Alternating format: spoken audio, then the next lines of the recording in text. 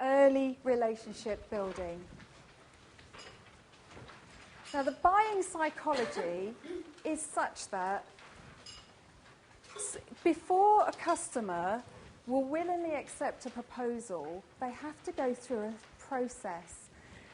And they're interested, as you will know, there's so much talent in this room, you've got so much experience, and you will know that they are interested in their own companies, their own problems, and their own needs. And so Harvard research indicates that they need to have a UBR before they will make a decision to go with you. What's a UBR? Yeah, unique buying reason. It's really easy. I use kind of terminology like this, so ask me if I forget to explain it. Does that make sense? That's quite obvious, isn't it? Okay, so the buying process is 1 to 5, and this is research that tells us this. Number 1, they're unaware, so they don't know about you. And they move through from unawareness through to ordering in this order. Sometimes it's very quick, and sometimes it can take years. And what's important to remember for the guys that are building new desks, for example, and I've helped 50 or so recruitment companies set up from scratch, including a few of my own, is that when you're engaging with a client for the first time, often they've got good relationships with others. Would you agree with that? Often.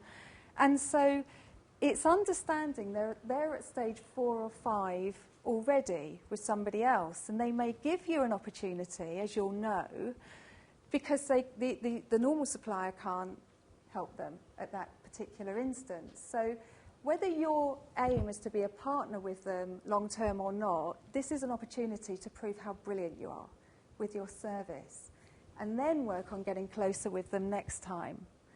Does anyone disagree or have any comments on that?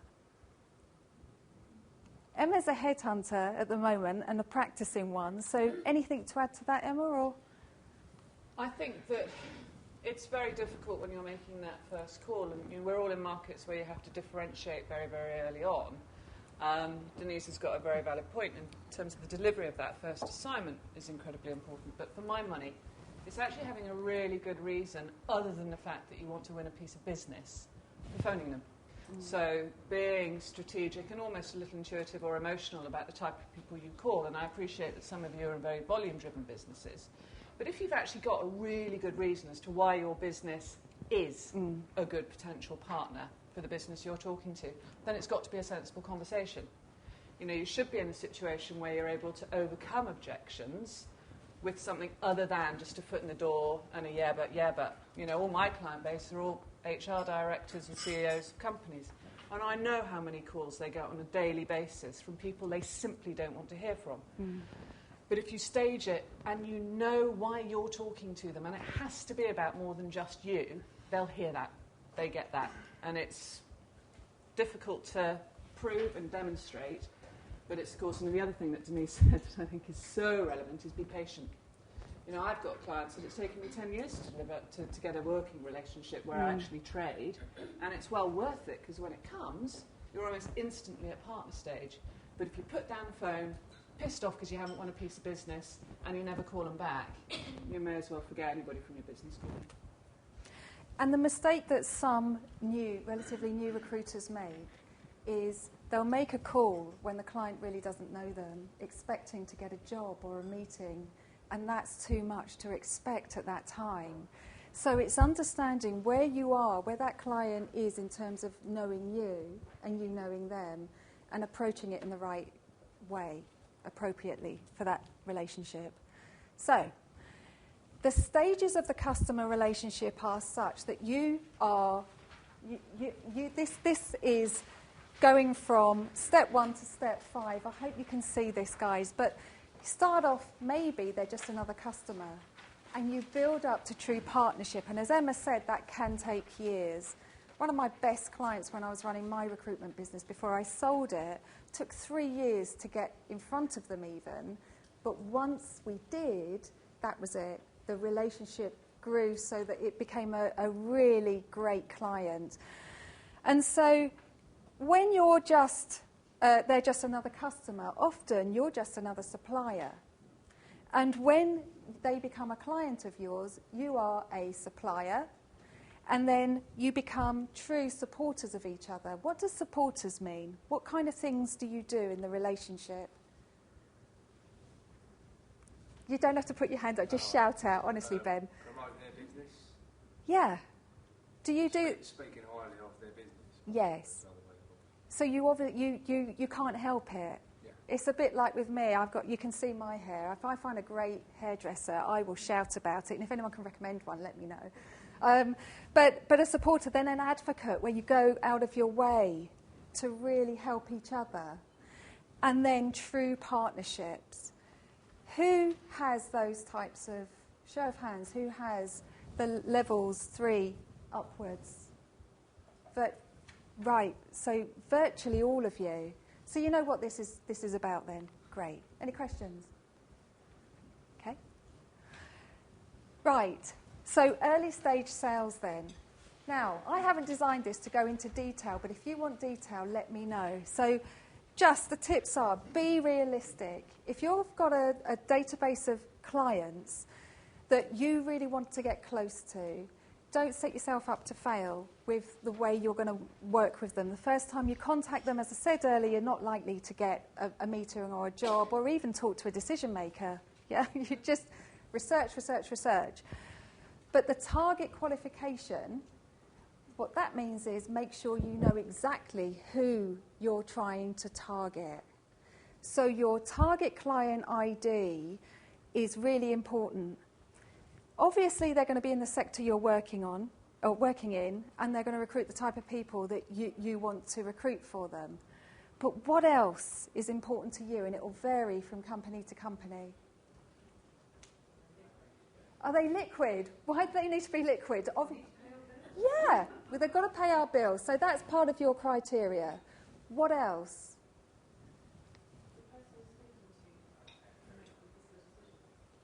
Right, so you're making sure you're talking to the right people. But what else? What makes a client really attractive to you and your team? The volume. So in your case, you're looking at volume recruiters, volume clients who could give you volume business. It's an attraction. Okay, great. Anything else? The flip side to that being why? Because if they are a volume higher, what's the problem? Because the last thing you want is you place 3-4 candidates with them and then all of a sudden rebate because they all walk out after 3-4 weeks. Right, so what's your criteria there then? What are you aiming for here? It's got to be a bit of a happy medium, isn't it? You want a client that's going to recruit, but you don't want it to be some kind of a sweatshop where candidates are going to be walking in. It's a higher fire mentality there perhaps. Right. Right, so you want clients where your candidate's going to stay, because you want to keep your fee, don't you, really, as well as having them happy. Great, what else? It's a company someone who's required to work there. Yeah, similar things. So your candidate's going to want to stay. Sorry? Growth? Right, so potential for more business. Lovely. What else?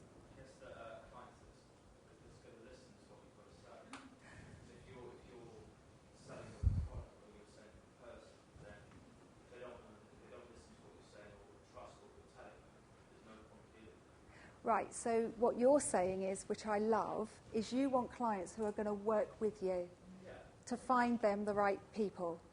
Would you agree with that, Emma? Is that what we're looking for here? I would completely agree. I also think, and it touches on a point somebody else made earlier, that actually the companies that aren't listening to you and that don't want to trade, you can add an enormous amount of value to those businesses, because you and I know they're making the wrong decision. We're all ambassadors for them. And even if we're not trading with somebody, you want somebody to say, yeah, it's a good place to work. Don't represent them myself, as opposed to they're a bunch of shysters who are going to fire you in 3 weeks' time. So, there's everything presents an opportunity. In fact, one of my biggest clients at the moment are shocking in terms of, but I've changed my terms and conditions. So I'll only represent them on the basis that there are no rebates. And they pay me up front. There's a tip for you all. Makes them think. It does, it does. So you target, now not everyone can change their terms of business here, can they? Because they're not in charge. But anyway, it's an idea to take back. So the competition, you need to know your competition really well. You need to know your direct competition. You need to know clearly what they do for the money they charge. So the kind of service your clients get, good, bad or indifferent. You also need to know about the other types of competition, which is what? What else are you up against? It's been mentioned here.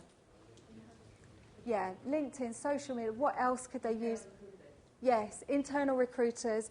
And you need to know, really, what works well for the client and what doesn't. And it's really important that the whole... Because if you know this, if yes, it's great that maybe it's cheaper, but what do they get for their cheaper? What's the problem with doing your own recruitment? We all know it, don't we? What happens when you... Well, you tell me, because I might say the wrong thing and I'm being recorded. Or you have a lot of your time wasted by other people. Massively. How long do you take sifting through? I try and avoid advertising jobs, to be honest. Sorry, sponsors. Okay. So you need to know the problems your clients are likely to have, or what could work well for them, because knowledge is what? Power, yes, power to the people. Right, fab. What's fab? Features, advantages, benefits. You need to know how to fluently explain what it is you do, features, as advantage, including the advantages and the ultimate benefit to your clients. This is really basic stuff that when I go into my clients and as a consultant to help them improve what they do in terms of client management development, they've forgotten how to say it. They forget. You know, it's not about just saying this is what we do. It's this is what we do, this is how we do it, and this is how it benefits you. So remember, clients only want to know what's in it for them. They're not interested in your 50 facts, really. They're interested in the 3 or 4 that might be relevant to them. So differentiation, you need to know how you're different. So, you know, Emma, you were saying about contacting people and, you know, you could be the 20th call today. How does anyone here sound different? Who's got a really good way of standing out from the crowd? No one. It's interesting. We'll come back to that. But consultative sales techniques will really help you here. So what's the most important thing before you do anything? Before you... When you make the call, check it's a good time to talk, or don't just open the call and start talking at them. Ensure that, you know, is this a good time to talk? Have you just got a couple of minutes? But ask it in a polite way so that, you know, you have their permission before you continue. Right, so you're saying ask if there's time. You're saying they can say no. They always say no. Do they, though?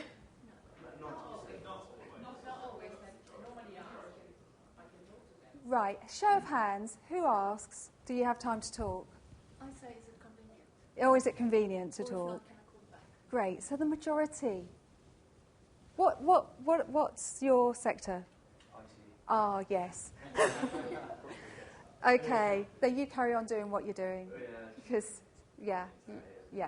At the very least, if it's not convenient, you can then book a time in Yes. 3 o'clock on Thursday, whatever, and then at least, if they don't answer the phone, they're going to feel vaguely guilty that you have to pre-arrange that you're going to call at that time. So our objective is to make them feel guilty if they say, yeah, okay. What consultative sales techniques are you using generally? Not necessarily on the phone. What do you do? What's it about? Do you know what I'm talking about? That's the question. Yes. It's asking questions. The consultative sales techniques that work really well is just having a conversation. Now, it might not work in certain sectors. Why you say the exact technology recruiting as well? And also don't expect your clients to speak, but why single out IT as It's just some technical business, depending on the level. Sometimes you need to adapt it in a certain way for your target audience. And a lot of the time, they're not interested in relationships and talking that much. It's the techie stuff, isn't it? And I know I'm generalising, so forgive me if I'm wrong here. To a certain extent, I agree with you. It's a very difficult question to ask within our sector, if you've got time to speak, because you're trying to get through to a decision maker as an IT manager, an IT director. Yes. And IT is just one of those sectors where if one thing's going wrong, you've got 100 phone calls, Yeah. and if everything's going right, nobody's there to show you any love. Usually everything's going wrong. We need the love, really, don't we? Because everything is going wrong, they'll say no to you. Okay. Okay. So selling, you need to, basically, consultative selling is all about asking questions once you can get past this, will you talk to me, to find out what they want, to find out what's of interest to them, to find out what's working maybe, to find out what they would ideally change if they could.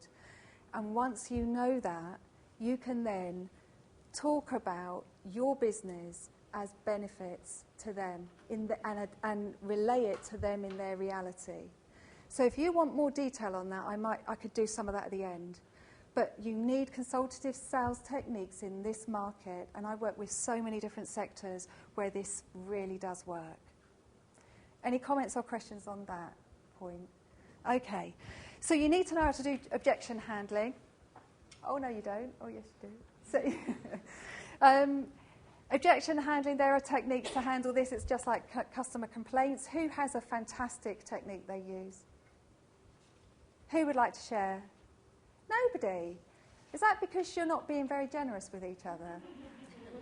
Hands up who handles objections well. I think it depends on what the objection is, and it goes back to your consultative sales techniques. Yes, it does. If you don't listen to what they have to say and Yes. assume you know what their objection is going to be, you're likely to get it wrong. Absolutely. So it's always almost going back and saying, especially if you work in a niche, Yes. you can almost assume that they might have certain issues, but that might not be right. Yes. So you really have to go in with a really open mind, because you don't really know what their response is going Yeah. to be.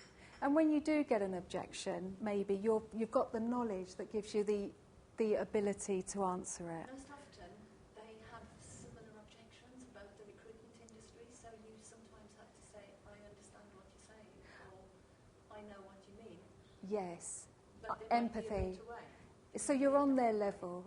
Yeah. I understand how you feel. Many of my clients, before I started working with them, felt the same, and now they don't.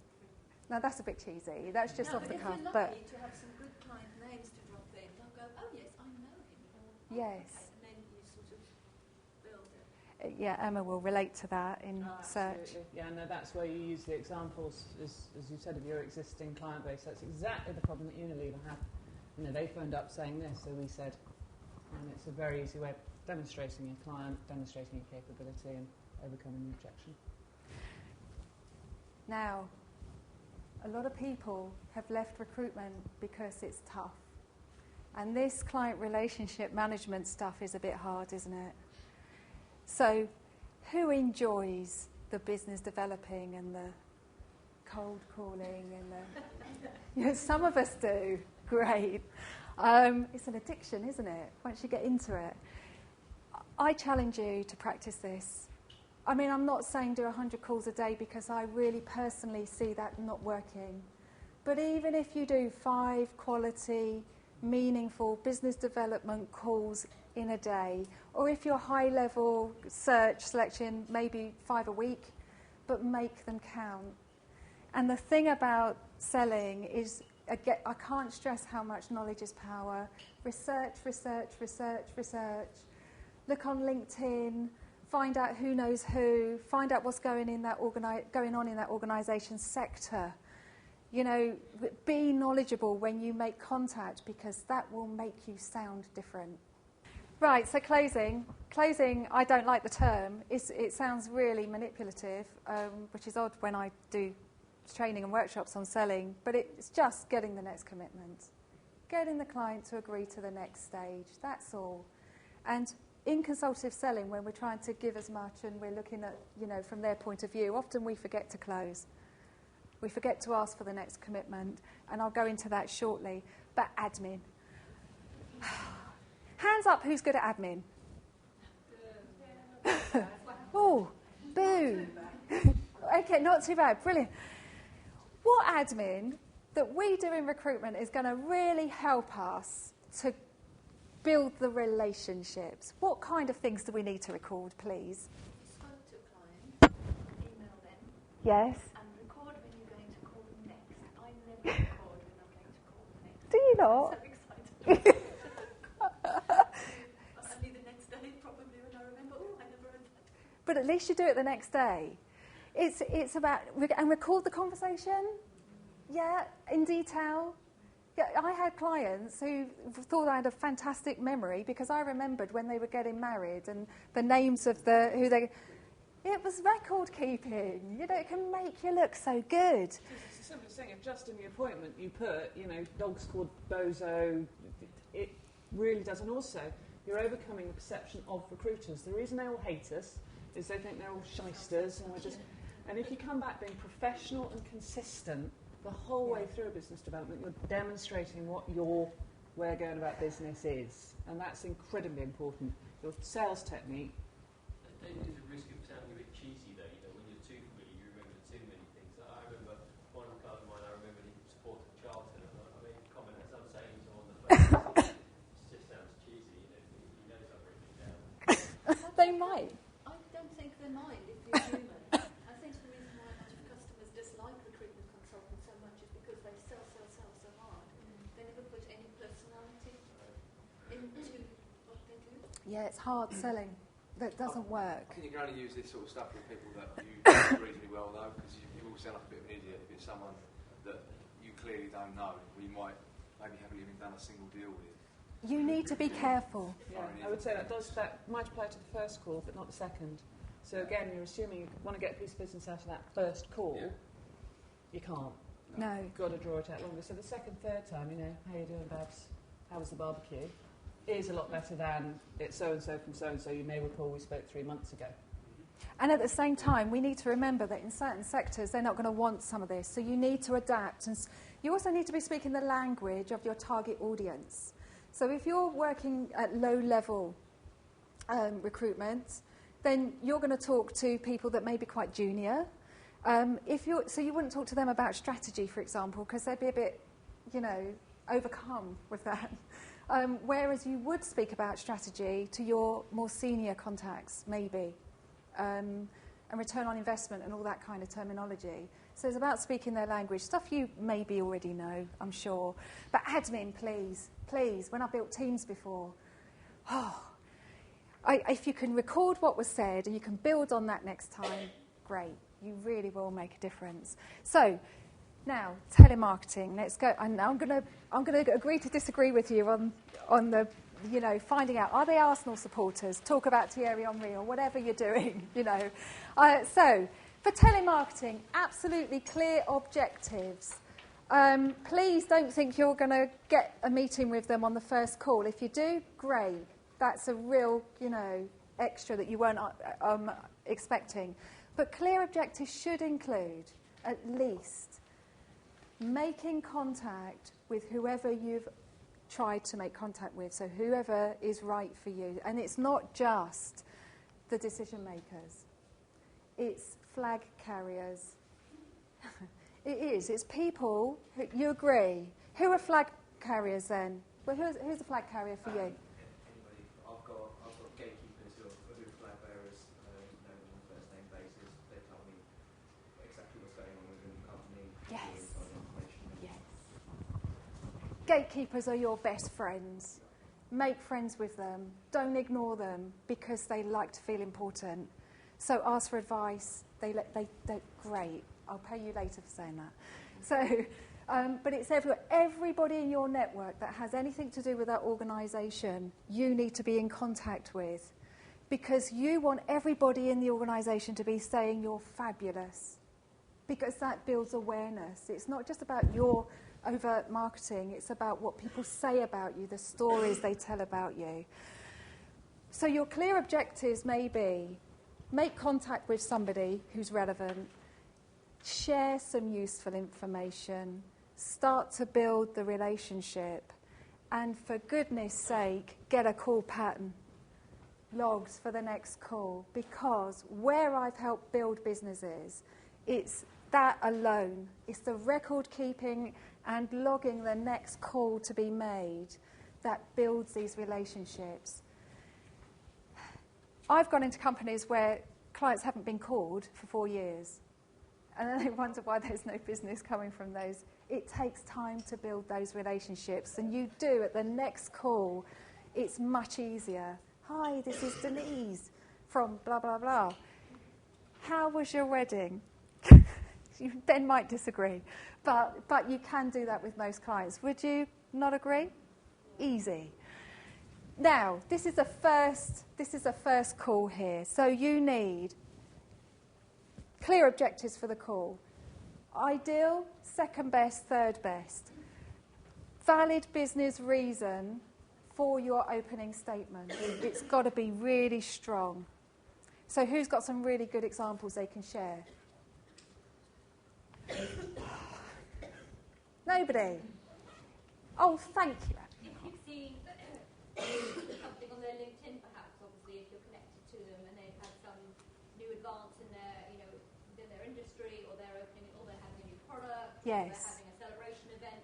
Yes. Things that they're actually actively involved with. And if you obviously, and I've got a large client who just won a new contract, it's been put in the paper.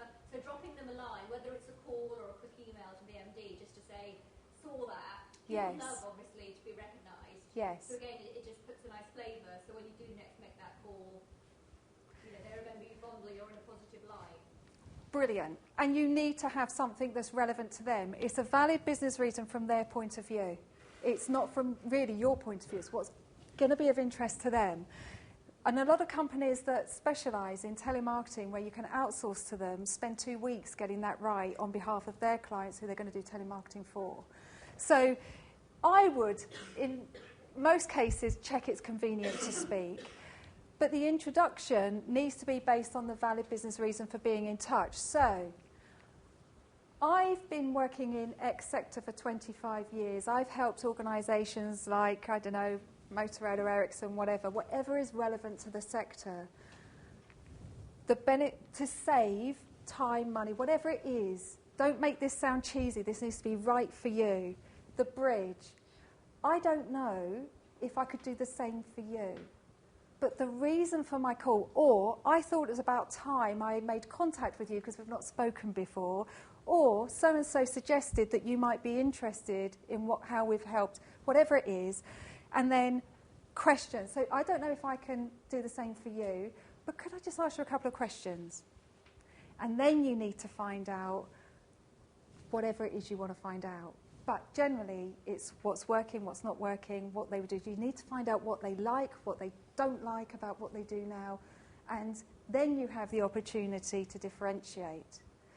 So everyone does this differently, and you don't have to follow this, but it's generally what is working in this market in many of the organisations that I go into, adapted for the reality.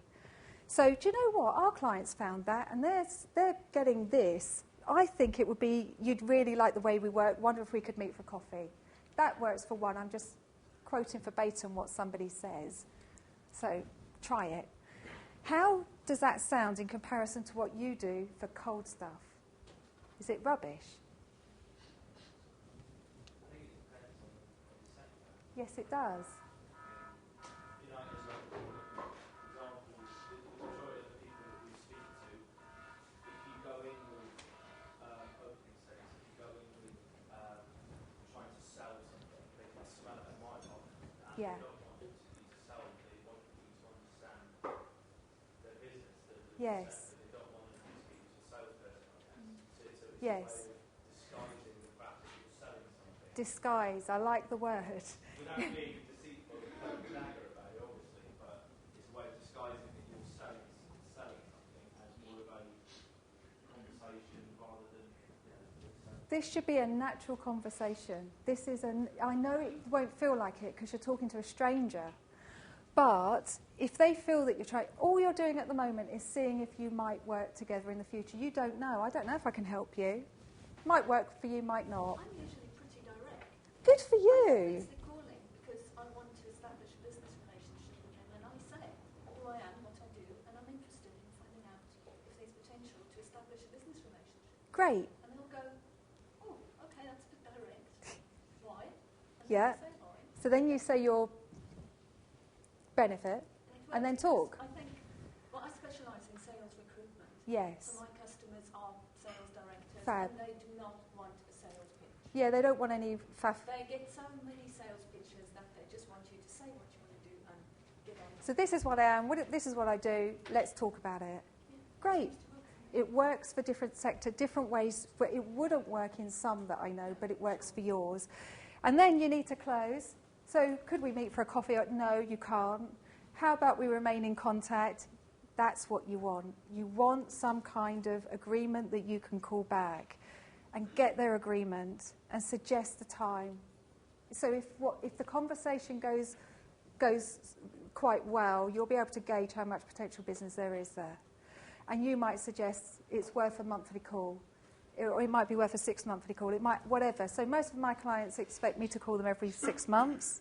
What do you say, Emma, here? It varies. Do you gauge? But one thing is I make sure I call them whether they're recruiting or not. Yes. It needs to be to maintain and build the relationship. That's what's going to help you. So you're in touch even when they're not recruiting. You're doing, and maybe sharing market knowledge, market information. You're giving them something at those times. You're not seeing if they've got jobs. The worst thing people could do is, hello, got any vacancies?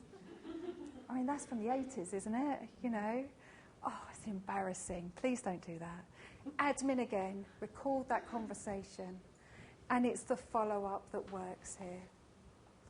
So can anyone add to this? Because you've got amazing experience in this room. We've got some managers here. Esther, can you add to this? I'm not picking on you because you're in my eye line. A lot of the things that we do, because obviously it's very specific to our sector. Yes.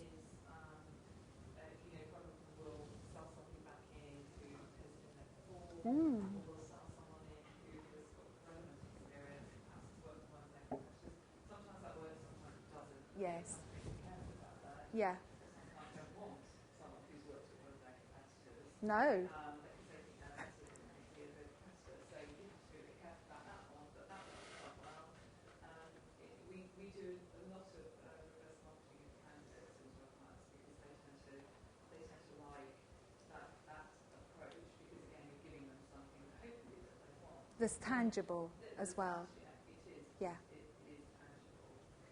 And that's your opening statement, that's your valid business reason. And what I'd suggest is, and I'm sure you do this, is if they don't want that person, don't stop there. So what is it you do want when you recruit? What don't you want? What do you expect in an ideal world? You need to find what they need. But anyway, thank you for sharing. Anyone else want to share anything on this subject before we move on? No? Okay.